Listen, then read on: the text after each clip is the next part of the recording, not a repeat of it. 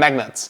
Vernee is probably a brand you have never heard of, but they produced some really interesting and very good smartphones this year, which are even called Apple killers. But is the brand new Vernee Mars an Apple killer? Let's find it out in this review, shot in collaboration with Linus from TechlineHD. The Vernee Mars is one of the best looking China phones I've seen in the last months. The phone ships with all the usual items that come with any device, like a charger, a cable and as well the manual. The phone is only 7.6mm thick and its full aluminum body looks stunning. The build quality is really top notch. A rounded aluminum shell combined with 2.5D glass just feels awesome. The buttons are made out of metal too and they don't rattle. And also we have a Sony-like fingerprint scanner that's placed right under the power button. Even though it claims to be a bezel-less phone, there is a visible but very small bezel on the outer side of the display. The display is 1080p and I have to say it looks very good. It could be a bit brighter, the color shifting could be less visible, but the boosted colors look really nice. The phone comes with softer buttons, even though there would be enough space for capacitive touch buttons.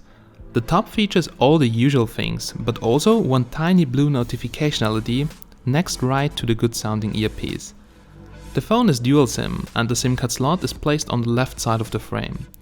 As always, you can choose between 2 SIMs or 1 SIM and 1 microSD. Even though it's so slim, it still comes with a headphone jack at the top with good quality audio output, but the camera lens on the backside stands out a bit. Right next to the lens there's also the dual LED flash that helps at night. At the bottom we can find a single speaker, the microphone and the USB Type-C port, which is unfortunately just USB 2.0. The loudspeaker sound quality does not really impress. Although the speaker has a decent volume output, the sound is really tinny and flat. When it comes to hardware, the phone ships with an octa-core MediaTek Helio P10 chip with a clock speed of 2.0 GHz, 4 GB of RAM and 32 GB of expandable storage. Well, I've never been a huge fan of Helio P10 chips when it comes to gaming, and the Vernee Mars is no exception. You should expect quite a few skipped frames and stutter if you play games like Asphalt 8 on the highest graphics. On the other hand, playing this game on medium graphics is much better and you may have some enjoyable gaming experience. The device ships with a pretty much stock-looking Android 6.0. There are not too many features to talk about, except for the fact that there are some customization options, like the ability to switch the position of the on-screen navigation buttons. Most importantly, I didn't have any issues with the phone's daily performance, even after installing quite a few apps, and I would say that the Vernee Mars is a pretty fast performer. The fingerprint scanner is pretty accurate and it can unlock the phone 8 out of 10 times. Also can unlock your phone straight from the standby mode. When it comes to connectivity, I didn't have any issues with the signal reception. Also, the Wi-Fi and call quality are pretty good. The GPS signal may not be the best, but it may get the job done most of the times. The cameras are okay, but they do not impress. The rear camera is based on a Sony IMX258 with 13 megapixels and face detection autofocus. It's basically the same like in the Xiaomi Redmi Pro. Here with f2.0. You can get the full 30 megapixels in 4:3 and 16:9, and if there's enough light, the camera gets you some okay looking pictures. Still, the colors are a bit washed out, sometimes underexposed. There could be definitely more detail and sharpness and they need some post editing, but for occasional pictures it's okay. The front facing camera could be way more wide angle, have more details and sharpness. Especially at night, pictures looked very bad.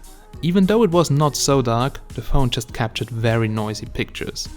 Regarding videos, we have 1080p on the back and 720p on the front side. To be honest, the video quality is not very good, especially under low light conditions. The colors could be better, the footage could be sharper, the audio quality is kinda bad and there is no continuous autofocus. Hello magnets, this is Linus from TechlineHD and this is a collaboration video with Steven from Techmagnet, and currently we are testing out the Vernee Mars smartphone. It's a pretty nice looking, well-built device with all metal build, pretty sharp and nice display, fast day-to-day performance, but if you want to learn more about this phone, continue watching this video. Currently I'm shooting with a Vernee Mars smartphone. I'm shooting in 1080p. It's a pretty cloudy day, so not the best lighting conditions for the camera test. And this is handle footage, as always trying to hold the phone as steady as possible. And let's work a little bit to see how the image stabilization works, if it works. And right now I can see that there is no continuous autofocus, because right now I'm gonna just tap on the screen and it's gonna focus. Okay, let us guys know in the comment section down below what you think about the image quality of the Vernee Mars. 3000 mAh in a phone that slim, that sounds really decent, and yes, the battery life is not bad at all. I got around 4 to 5 hours screen on time, which is enough for one day of my use, but for some people even more, like Linus got 5 to 6 hours screen on time. Charging the phone from 0 to 100 takes around 2 hours with the included fast charger that supports MediaTek's Pump Express. Alright, so let's come to my final conclusion. Now the Vernee Mars is not such a price performance monster like the Vernee Tor, but it's still a decent smartphone. First of all, let's talk about the positive things. Now it has nice build quality, a good display and a nicely placed fingerprint scanner, and also the performance is not bad at all. Then now the downsides. Now the camera is really not the best. The low light performance, as you have seen, it's kinda bad. Also some pictures had a red tint and the front facing camera is really zoomed in, so it's not wide angle, but the rear camera, for instance, it's more wide angle than the Yumi Plus. So they're kinda similar in some aspects, but in some other aspects totally different. Another thing that is not so good is the connectivity. Like, this phone is very slim, as you can see, and it's a full metal body phone. So the antennas are not that good. Now GPS is a little bit better than on the Yumi Plus, because the GPS on Yumi phones is usually totally crappy, but here it's a little bit better but still not very good, so this could be better in my opinion. Also the speaker lacks of bass, so it's very clear and the highs are pretty good, but there is absolutely no bass, because also it's a very slim smartphone. Except of that, the Vernee Mars looks pretty decent, and I think if it could be like 30 bucks cheaper, it would be quite decent for the price.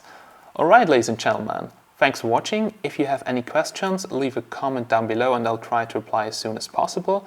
Also like this video if it was helpful and subscribe that you don't miss our content coming on Monday, Wednesday and Friday. So thanks for watching guys, have a nice day and bye bye, see you soon.